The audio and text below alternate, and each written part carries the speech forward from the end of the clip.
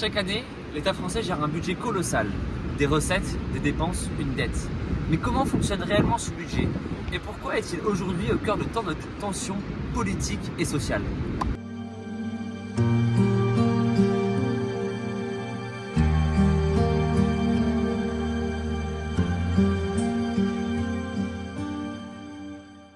En 2024, le total des recettes publiques est estimé à 1500 milliards d'euros.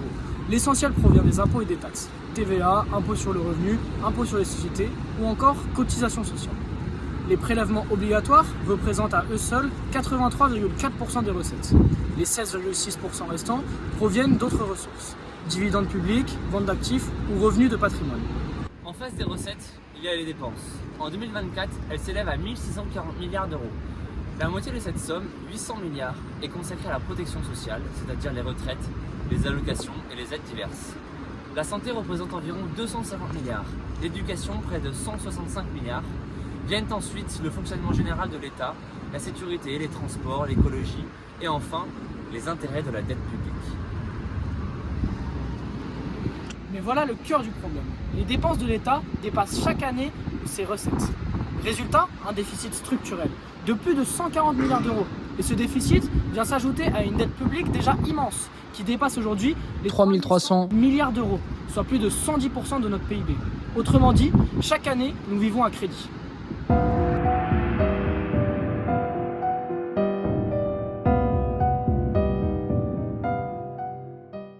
Ce déséquilibre est un coût direct pour les citoyens. Chaque année, l'État consacre entre 60 et 70 milliards d'euros au simple remboursement des intérêts de la dette. Ce sont autant d'euros qui ne vont pas à l'hôpital, à l'école ou dans la transition écologique. Un enfant qui naîtra en France en 2025 héritera symboliquement d'une dette publique de plus de 46 000 euros.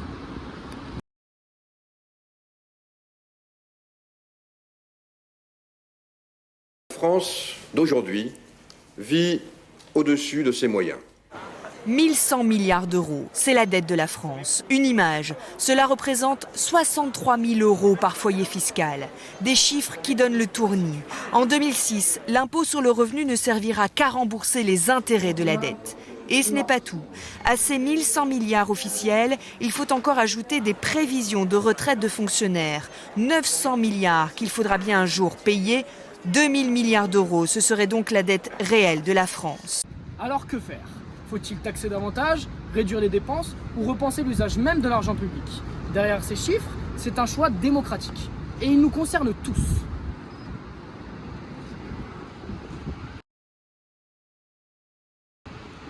Le budget de l'État ne se résume pas à des colonnes de chiffres. Il est au cœur de choix de société fondamentaux. Et ces choix sont de plus en plus difficiles à faire dans un contexte de crise démocratique, sociale et climatique. Face au déséquilibre budgétaire, trois grandes options s'opposent. Taxer plus, cela permettra de récupérer plus d'argent pour financer les services publics, réduire les inégalités, investir dans l'avenir. Mais une pression fiscale trop forte peut décourager l'investissement, faire fuir les entreprises ou fragiliser les classes moyennes. Dépenser moins, cela permet de réduire le déficit, mais implique des sacrifices. Couper les services publics, c'est prendre le risque d'aggraver les fractures sociales.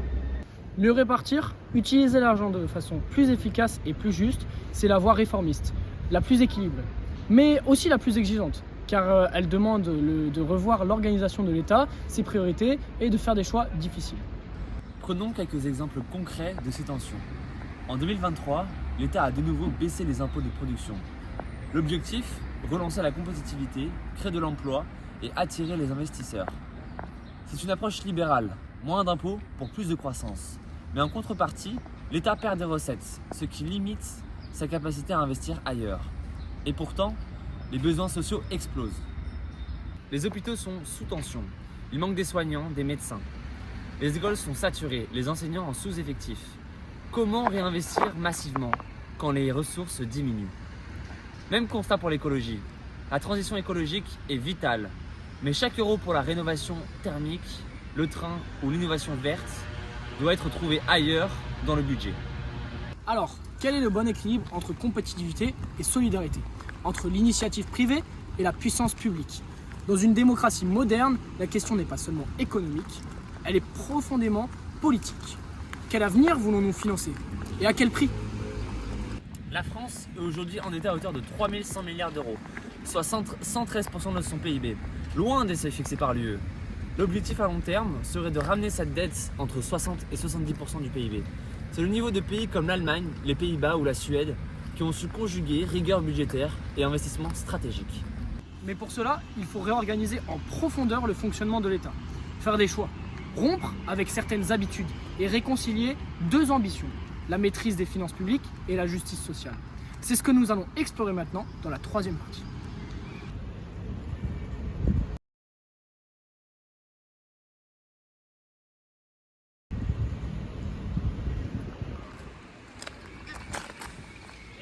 La France compte aujourd'hui plus de 5,6 millions de fonctionnaires. C'est un État fort, au cœur de la vie quotidienne des citoyens. Mais cette force a un coût que notre pays n'est peut-être plus en mesure d'assurer.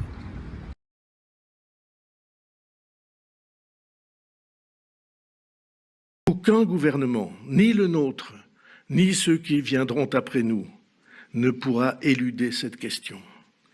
C'est de la survie de notre pays qu'il s'agit, de son indépendance, de sa liberté, de son équilibre et de sa paix civile. L'Allemagne, plus peuplée que la France, emploie 1 million de fonctionnaires de moins. En proportion, la France reste l'un des pays les plus administratifs d'Europe. Alors, comment réduire cette masse sans sacrifier les services essentiels comme l'école, la santé ou la sécurité ? La première idée, c'est de préserver les piliers de l'État. Les enseignants, les soignants, les policiers, les pompiers et les agents de justice. Ceux qui sont en contact direct avec les citoyens. Mais à côté de ces missions essentielles, il existe une machine administrative parfois complexe, redondante ou inefficace. Là, les marges de manœuvre sont importantes. Allonger l'âge de départ à la retraite à 67 ans, instaurer une semaine modulable à 39 heures ou introduire un système partiel par capitalisation, ces mesures pourraient rapporter jusqu'à 60 milliards d'euros par an. Fusionner certains services publics comme la CAF, Pôle emploi, l'assurance maladie, simplifier le statut de fonctionnaire public, réduire le nombre de collectivités territoriales, plus 96 milliards d'euros possibles chaque année. Aujourd'hui, plus de la moitié du budget de l'État est absorbé par la protection sociale. Sans remettre en cause les droits fondamentaux, une baisse de 15% des aides non liées aux retraites ou une réforme des APL permettrait d'économiser plus de 100 milliards d'euros par an. À cela s'ajoute la réduction des subventions aux entreprises, partis, syndicats ou médias publics. Certaines lignes budgétaires pourraient être supprimées sans affecter les citoyens. Total attendu, plus 130 milliards. En vendant certains biens publics, immobiliers ou industriels, l'État pourrait générer 50 milliards d'euros ponctuellement. Et grâce à une révolution numérique dans la fonction publique, 800 000 postes administratifs redondants pourraient être progressivement remplacés par les outils numériques. Moins de paperasse, plus d'efficacité et des gains concrets en temps, argent et qualité de service. Cela permettrait alors une économie de 40 milliards supplémentaires chaque année. Si l'on cumule toutes ces réformes, 434 milliards d'euros sont économisés par an et 50 milliards d'euros sont générés de recettes ponctuelles. Avec ces leviers, la France pourrait rembourser progressivement cette dette publique et la faire passer sous les 60% du PIB d'ici 30 ans, tout en dégageant une capacité d'investissement de près de 250 milliards d'euros par an. Réformer ne veut pas dire supprimer, c'est repenser, réorienter, mieux utiliser nos moyens. Car derrière chaque euro public, il y a une école, un hôpital, un service de secours, une idée de la République.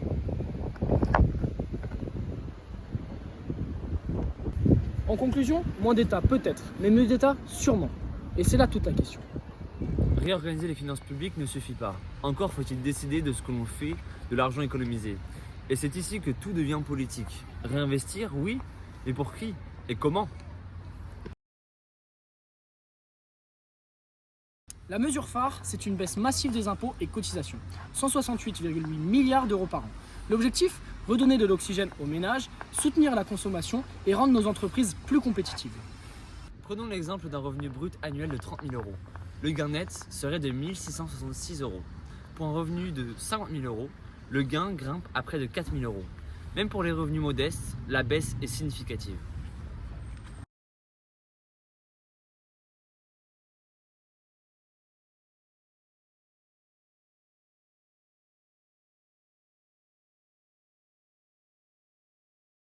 Ce que cela signifie concrètement, une augmentation directe du pouvoir d'achat, sans subvention ni démarche compliquée.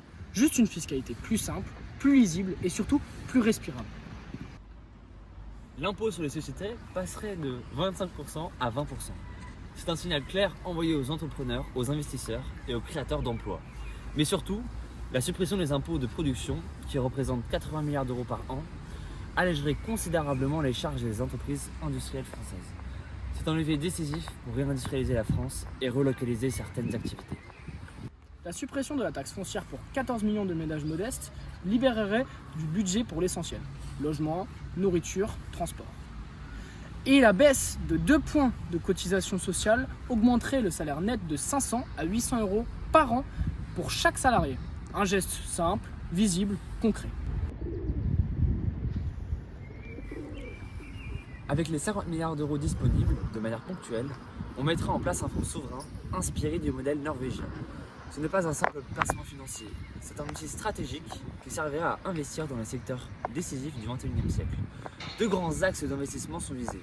D'un côté, les nouvelles technologies comme l'IA et les biotech, et de l'autre, la transition énergétique avec les énergies renouvelables, l'hydrogène, mais aussi la recherche sur la fusion nucléaire ou le développement de réseaux intelligents. Ce fonds sera ensuite alimenté chaque année par 5 milliards d'euros supplémentaires, comme un investissement constant dans le futur. Nous allons également investir dans les fonctions régaliennes.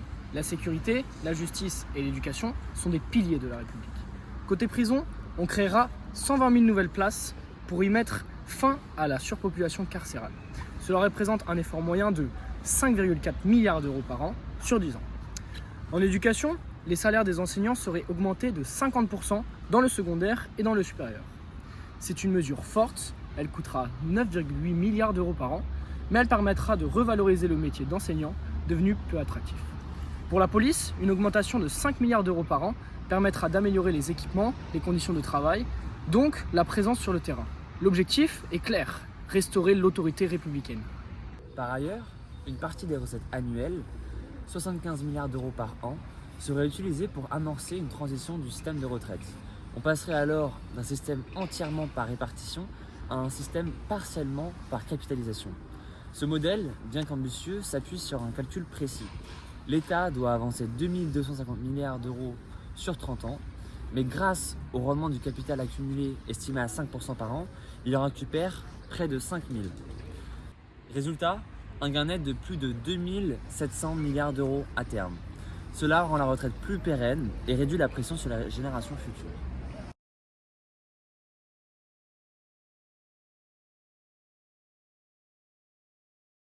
Le taux d'emploi des jeunes Français est beaucoup plus faible que chez nos voisins européens, et le taux d'emploi des seniors est aussi plus faible que chez nos voisins européens. C'est l'explication brute du taux d'emploi qui est faible chez les travailleurs français.